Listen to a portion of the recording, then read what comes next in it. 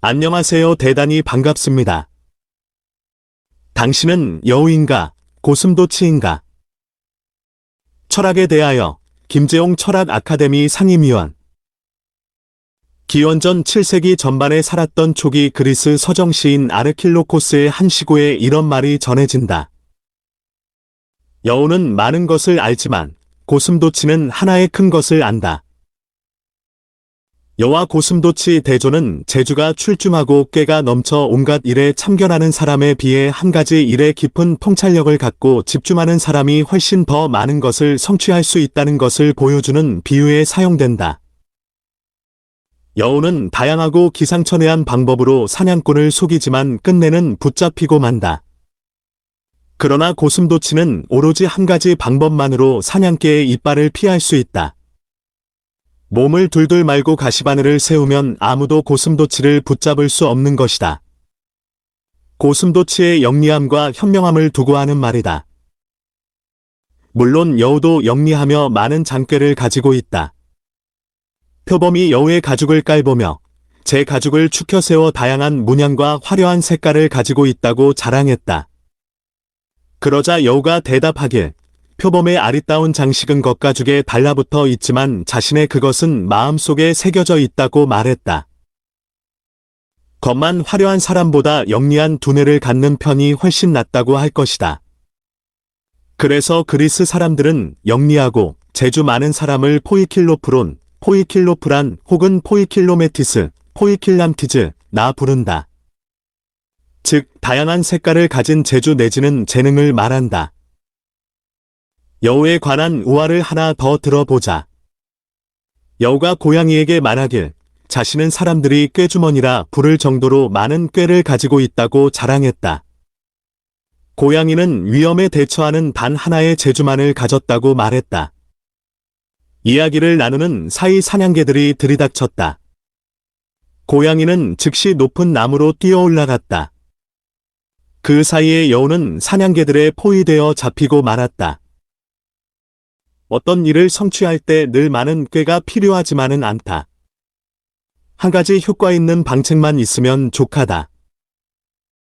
가난한 사람은 100가지 꾀로 여인을 유혹할지 모르지만 돈 많은 사람은 하나로 족하다. 돈 많은 사람은 여인에게 여기서 원하는 것 아무거나 집어들어 하면 그만인 것이다. 에라스무스 격언집 중. 고슴도치와 여우가 싸우면 누가 이길 것인가? 고슴도치와 여우가 싸우면 누가 이길 것인가? 실제로 고슴도치와 여우가 싸우는 것을 보지 못했으니 뭐라고 말하지 못하겠다. 어릴 적 아이솝, 이솝, 우화에서 읽은 짧은 지식에 의하면 단순하고 우직하고 못생긴 고슴도치가 많은 것을 알고 있는 여우에게 항상 승리한다. 영국의 옥스퍼드 대학의 교수를 지냈던 철학자여, 정기 작가로 활동했던 정치사상가인 이사야 벌린, 아이제이어 버린, 1909에서 1997은 그의 글 고슴도치와 여우, 더 헤지아그 앤드 더 팍스, 1953에서 인간을 고슴도치와 여우 두 유형으로 구분했다. 여우는 많은 것을 두루 알고 있는 사람의 유형으로 분류되는데, 이런 유형에 속하는 사람으로 도스토옙스키, 아리스토텔레스, 셰익스피어 등이 이에 해당한다. 고슴도치는 하나의 큰 것만을 깊이 아는 사람의 유형으로 톨스토이, 플라톤, 단테가 이 유형에 속한다는 것이다. 물론 이사야 벌린 이 주로 논의 주제로 삼은 대상은 데모노였던 톨스토이였다. 요즘 같이 어지러운 세상에서 살아가는 방책으로 방어형의 고슴도치와 공격형의 여우 중 어느 편이 더 현명하고 더 적절하겠는가? 가장 손쉬운 대답은 앞으로의 세상살이 방식은 고슴도치 방식과 여우 방식이 혼합하는 것이 가장 좋을 것이라는 것일 게다. 결국 이 많은 세상을 살아가는 가장 현명한 방법이란 몸에 돋친 가시로 웅크리고 있는 방어적인 고슴도치 형과 공격적이고 꽤 많은 지략가 스타일의 여우 형을 적절하게 혼합하는 것을 말하는 것이다. 지나치게 큰 이념이나 비전만을 내세울 것도 아니고 아주 작은 변화에도 민감하게 반응하면서 살아가는 방식일 것이다. 우리에겐 어떤 정치가의 유형이 필요할까? 올바른 정치가는 고슴도치와 여우를 겸비한 덕목을 가져야 할 것으로 생각된다. 한 가지 정책 방향이 정해지면 원칙을 지키면서 그 일을 일관적으로 추구하려는 노력을 기울여야 한다. 또 정치적 비전도 가지고 있어야 한다. 작은 문제에 관련해서는 나름대로 여우적 방식으로 적절하게 정책 방향을 올바르게 이끌어야 한다. 무엇보다 진정 훌륭한 정치가에게 필요한 덕목은 여우와 같은 잔꾀, 꽁수, 노술수를 부리기보다는 국가의 원대한 비전을 내놓고 일관성 있게 정책을 밀고 가는 원칙과 소신일 것이다. 풀이나 꽃처럼 사는 데에도 뜻이 있다. 철학에 대하여 김재용 철학 아카데미 상임위원. 자살에 대한 윤리적 정당성. 자살은 종교와 대부분의 철학자들에 의하여 비도덕적이라고 비난받아왔다. 자살은 신의 의지에 도전하는 것이고 사회적으로 해로운 것이고 자연에 어긋나는 것이라고 주장되어 왔다. 영국의 시인이자 소설가인 체스터턴 1874에서 1935은 자살은 하나의 죄일 뿐만 아니라 원죄라고 말한다. 자살은 궁극적이고 절대적인 악이라는 것이다. 한 사람을 죽이는 사람은 하나의 인간을 죽인다. 자신을 죽이는 사람은 모든 사람을 죽인다. 고까지 단언한다. 결국 자살은 이 세상을 깡그리 없애버리는 것이라는 것이 그의 생각이다. 독일의 철학자 칸트는 어떤 상황에서도 자살은 허용될 수 없다고 주장한다. 자살하는 사람은 야수보다도 더 낮은 단계에 놓여 있다고 말한다. 칸트는 자살하는 사람들은 자기 자신을 인격체라기보다는 사물로서 간주함으로써 인간성을 모욕하는 것이라고 주장한다. 나아가 그는 도덕적 행위의 주체인 자신을 이 세상에서 제거함으로써 도덕성을 뿌리채 뽑아내는 것이라고까지 주장한다.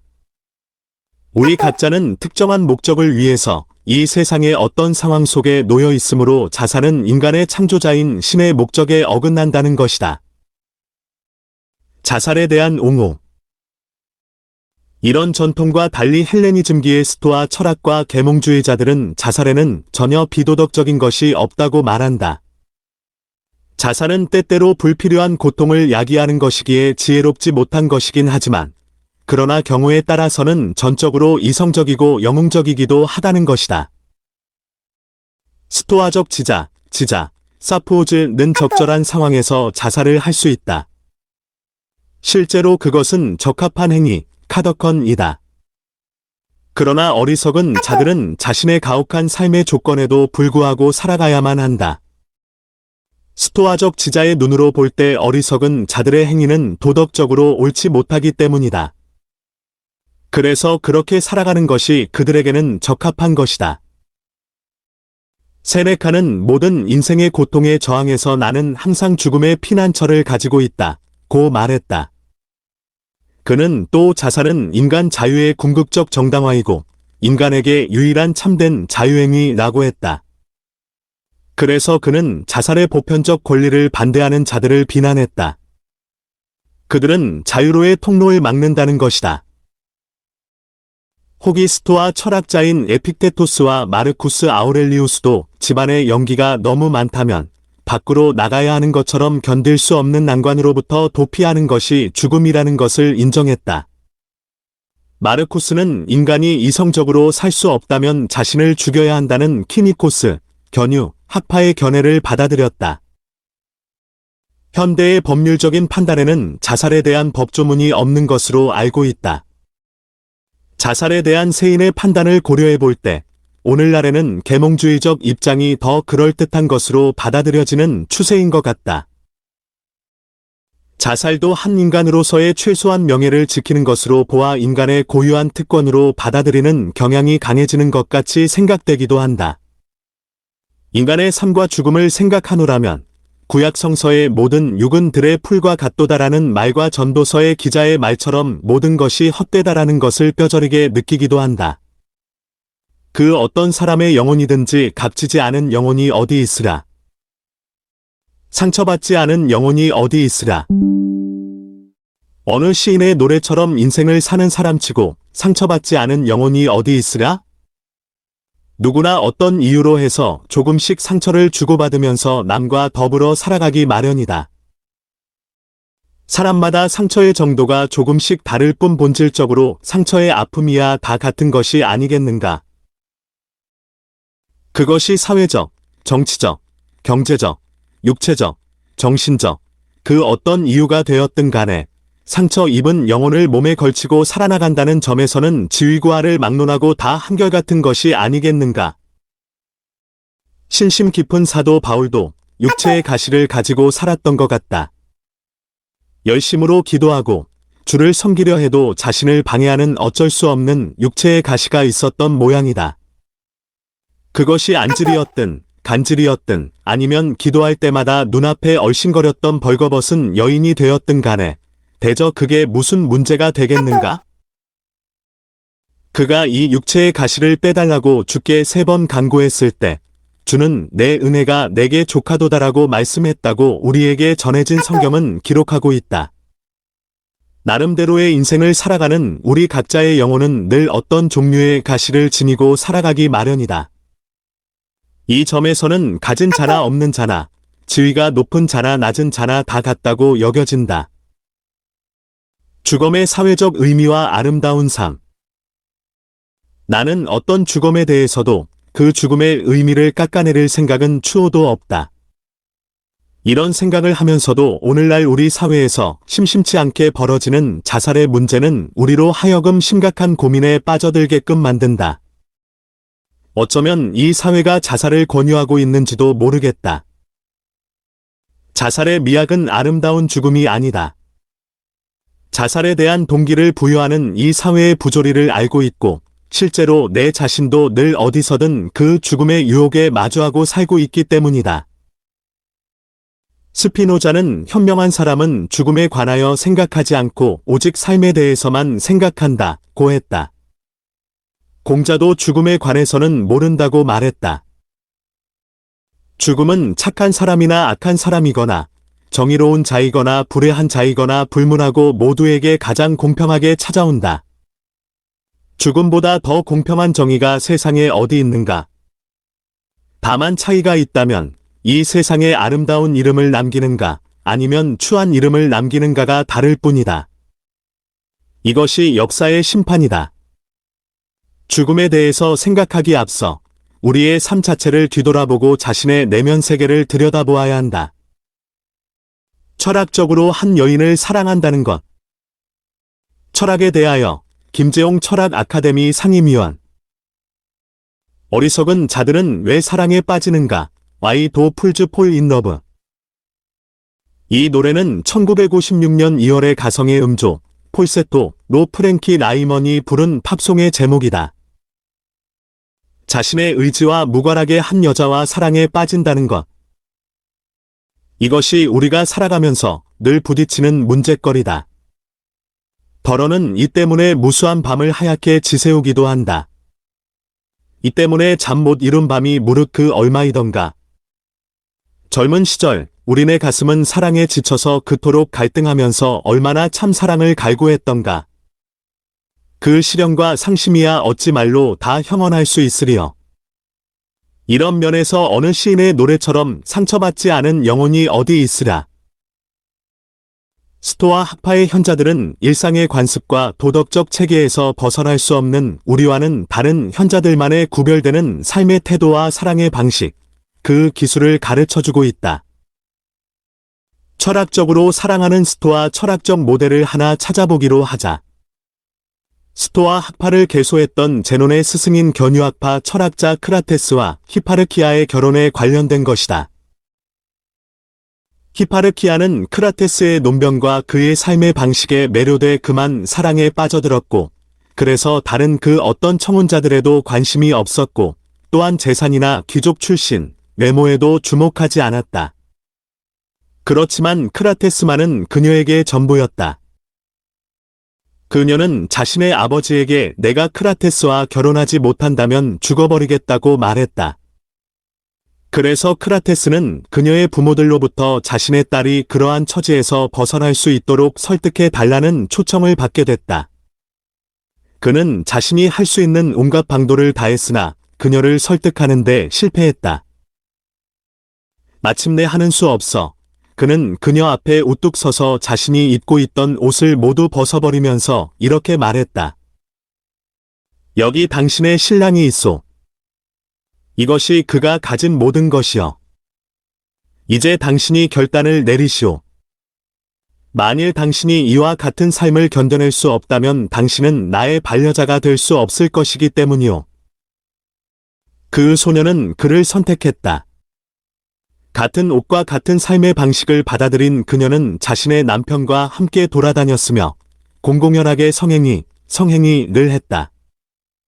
그들은 저녁 파티에도 함께 참석했다.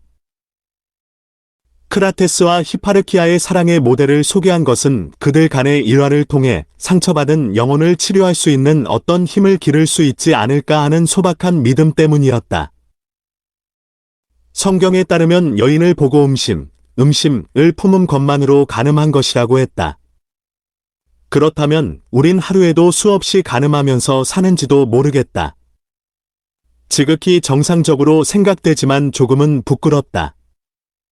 부끄러워하지 말라는 충고를 보내는 내면의 소리도 들리지만 하나님은 이런 일상적 욕망에 이끌리는 우리를 용서해 주실까? 용서받을 수 없다면 도리 없이 다시는 돌이킬 수 없는 죄를 짓지 않는 길이란 이러한 육체적 욕구 내지는 정념에서 빨리 벗어나는 것이리라.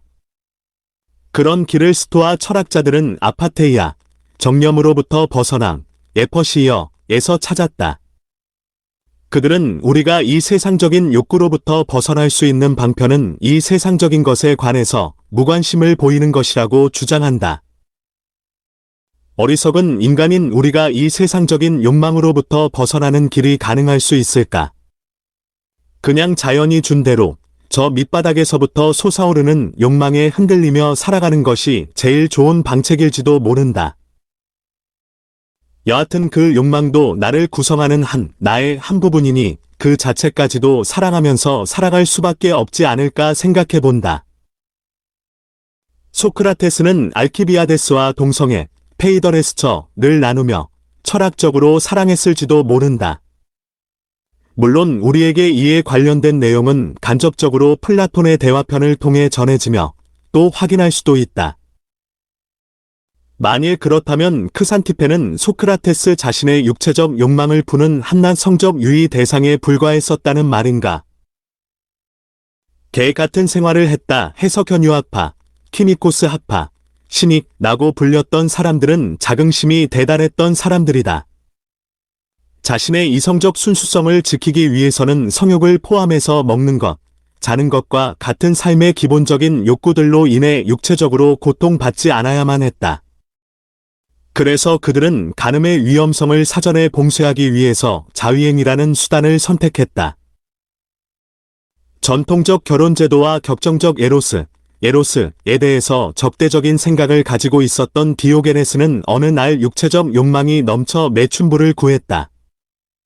그녀가 농간을 부려 늦게 도착했기 때문에 어쩔 수 없이 자위행위를 통해 자신의 성적 욕망을 풀어버리고 말았다. 이것은 그 육체적 고통으로부터 해방됐다는 것을 의미한다.